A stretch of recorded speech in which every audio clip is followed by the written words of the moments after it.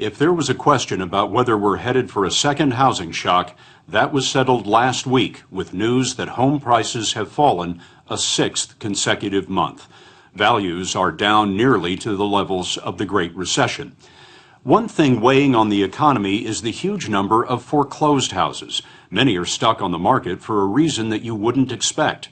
Banks can't find the ownership documents. It's bizarre, but it turns out that Wall Street cut corners when it created those mortgage-backed investments that triggered the financial collapse. Now that banks want to evict people, they're unwinding these exotic investments to find that often the legal documents behind the mortgages aren't there. Caught in a jam of their own making, some companies appear to be resorting to forgery and phony paperwork to throw people down on their luck out of their homes. In the 1930s, we had bread lines. Venture out before dawn in America today, and you'll find mortgage lines. The story will continue in a moment. These folks on the street aren't homeless. They slept on the sidewalk because they want to keep their homes. Facing foreclosure, they camped out in January to get in line to beg their bank for lower payments on their mortgage. So many in the country are desperate now that they have to meet in convention centers coast to coast. We understand people have been here for a day or two. For 2 days. 2.5. This was Los Angeles, where 37,000 homeowners gathered. And this was Miami in February, where the worry was visible and shared by 12,000 more. The line went down the block and doubled back twice. Dale DeFreitas lost her job. Now she fears her home is next. It's very emotional because I just think about I don't want to lose my home. I really don't. It's your American dream. It was, and it still is. Welcome to Not to Save the Dream. Welcome, everybody. These convention center events are put on by the nonprofit Neighborhood Assistance Corporation of America, which helps people figure out what they can afford and then walks them across the hall to bank representatives to ask for lower payments. More than half will get their mortgages adjusted, but the rest discover that they just can't keep their home. And for many, that's when the real surprise comes in. Turns out these banks, which demand borrowers have all of their paperwork just right, these same banks have fouled up their own paperwork to a historic degree. In my mind, this is an absolute intentional fraud. Lynn Simoniak is fighting foreclosure, and while trying to save her house, she discovered something we did not know. Back when Wall Street was using algorithms and computers to engineer those disastrous mortgage-backed securities, it appears they didn't want old-fashioned paperwork slowing down the profits. This was back when it was a white-hot, fevered pitch to move as many of these as possible. When you could make a whole lot of money through securitization, and every other aspect of it could be done electronically, keystrokes. This was the only piece where somebody was supposed to actually go get documents, transfer the documents from one entity to the other. And it looks very much like they just eliminated that step altogether. Simoniak's mortgage had been bundled with thousands of others into one of those Wall Street securities traded from investor to investor.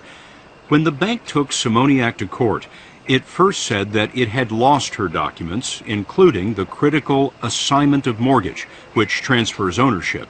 But then there was a courthouse surprise. They found all of your paperwork more than a year after they initially said that they had lost it. Yes. Did that seem suspicious to you? Yes, absolutely. And what do you imagine? It fell behind the file cabinet? Where was all of this? We had it, we own it, we lost it, and then more recently, everyone is coming in saying, hey, we found it. Isn't that wonderful? But what the bank may not have known is Lynn Simoniak is a lawyer and fraud investigator with a specialty in forged documents. She has trained FBI agents. Did you ask for copies of those documents? Yes. And what did you find? When I looked at the assignment of mortgage, and this is the assignment, a copy from my case, I looked at even the date they put in, which was 10/17/2008, was several months after they sued me for foreclosure.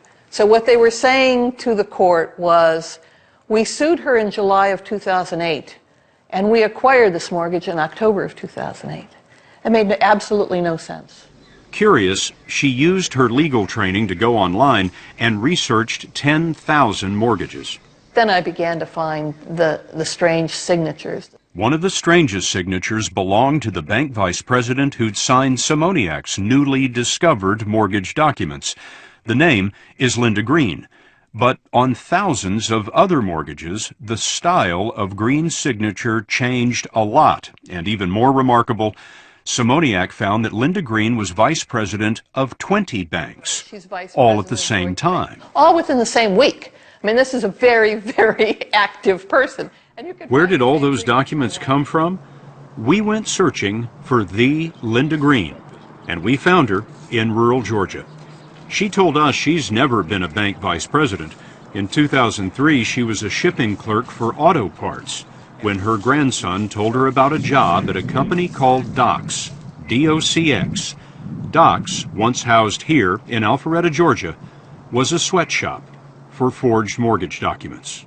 They were sitting in a room signing their name as fast as they possibly could to any kind of nonsense document that was put in front of them. Docs and companies like it were recreating missing mortgage assignments for the banks and providing the legally required signatures of bank vice presidents and notaries. Linda Green says she was named a bank vice president by Docs because her name was short and easy to spell. As demand exploded, Docs needed more Linda Greens. So you're Linda Green? Yes. Can't you tell? Chris Pendley worked at Docs at the same time and signed as Linda Green. When you came in to Docs on your first day, what did they tell you your job was going to be? That I was going to be signing documents for using someone else's name. Did you think there was something strange about that in the beginning? Yeah, it seemed a little strange, but they told us and they repeatedly told us that everything was above board and it was legal. And your previous experience in banking? None. In legal documents? None. There really were no requirements for the job. Correct. You had to be able to hold a pen. Hold a pen. But you were signing these documents as if you were an officer of the bank. Correct. How many banks were you vice president of in a given day? I would guess somewhere around 5 to 6. What were you getting paid for this? I'm embarrassed to say. $10 an hour. $10 an hour, that's not much for a guy who's vice president of 5 banks. Yeah, I was very underpaid for my status in the companies. Pendley showed us how he signed mortgage documents as Linda Green. He told us that Docs employees had to sign at least $350 an hour. Pendley estimates that he alone did 4,000 a day. This is also Linda Green. Shawana Crite worked at Docs and says that she both signed and notarized the mortgage documents. What was the role of the notary? We were to make sure that everyone on the document was who they said they were and notarized the documents. But the people who were signing the documents weren't who they said they were. Right.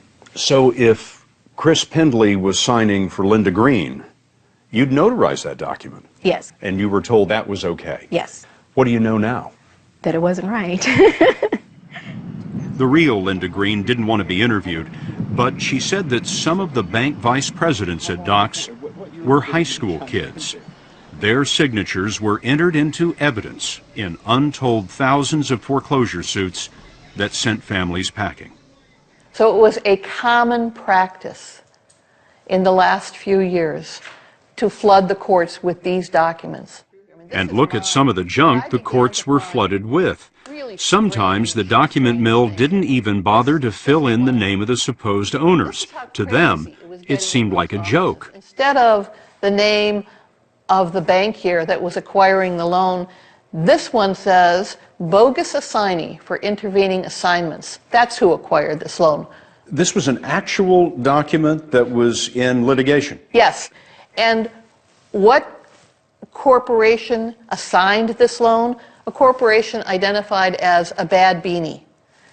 Excuse me, when I saw that, I was just absolutely amazed. And What does that mean, a bad beanie? It could possibly mean a bad beneficiary. I have no idea what they meant. So here's the same woman, Linda Green, And this time, instead of being a vice president of American Home Mortgage Servicing, she's vice president of a bad bean.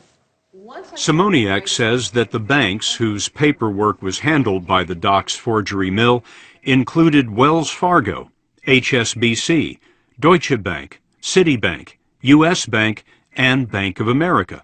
We contacted all of them, and each said that it farmed out its mortgage servicing work to other companies, and it was those mortgage servicing firms that hired Docks.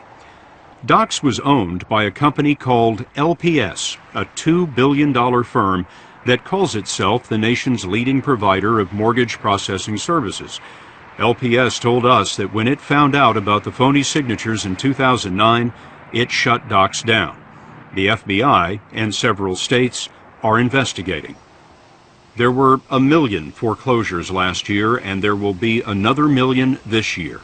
Those lawsuits are forcing open those bundled mortgage-backed securities that Wall Street cooked up in the mid-2000s, and they're exposing a lack of ownership documents all across the country. It's astonishing to me that this became as pervasive as a problem that it is. It got sloppy. It got very sloppy. Sheila Bair is one of the government's top banking regulators as chairman of the Federal Deposit Insurance Corporation. You just described it as pervasive. Yeah, it is pervasive. It absolutely is pervasive. And it was just a matter of cutting corners, not spending enough money, not having the quality controls. Incompetent banking back then is causing foreclosure ghettos today. Although banks say the courts have been accepting their paperwork, now that's changing as desperate homeowners countersue the banks over the document fiasco. This leaves houses unsold indefinitely, undermining the recovery. I'm very worried about if this starts getting out of hand, the kind of impact it will have. These are lawsuits by homeowners. Yes. Who are being foreclosed upon, saying. Yes, or are in the process or have already been foreclosed on. Saying, yes. prove it. Yes, exactly. Prove that you own this. Exactly. How big an issue is that going to be? There are 30,000 today. I think this litigation could easily get out of control, and we would like to get ahead of it. We're already feeling like we're falling behind it.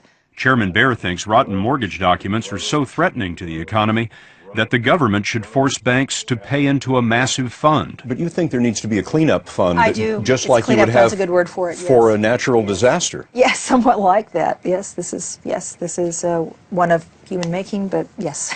You don't want to give an exact dollar amount for this cleanup fund, but what are we talking about? Is it billions? It would be, yes, I would assume it would be billions, yes. Billions of dollars. Yes, absolutely. Chairman Bair's proposed cleanup fund would pay homeowners to accept a bank's ownership claim without a lawsuit. She says that this could be cheaper for the banks than trying to recreate the missing documents legitimately and not through the document mills. I think eventually the bank could prove who owned it, but it would take a lot of time and expense. You know, none of the major banks were willing to sit down with us and talk to us about this, not even the American Bankers Association. I'm sorry to hear that. Why do you think that is? They're feeling very defensive now, and so I can only assume that is the reason why they decline. The banks are defensive because all 50 state attorneys general want to punish them. The states are seeking about $20 billion in damages for what they say is the irresponsible, perhaps criminal way that some mortgage companies handled what is, for most folks, the most important investment of their lives. Do you know who really owns your mortgage? To learn more, go to 60minutesovertime.com. Sponsored by Lipitor.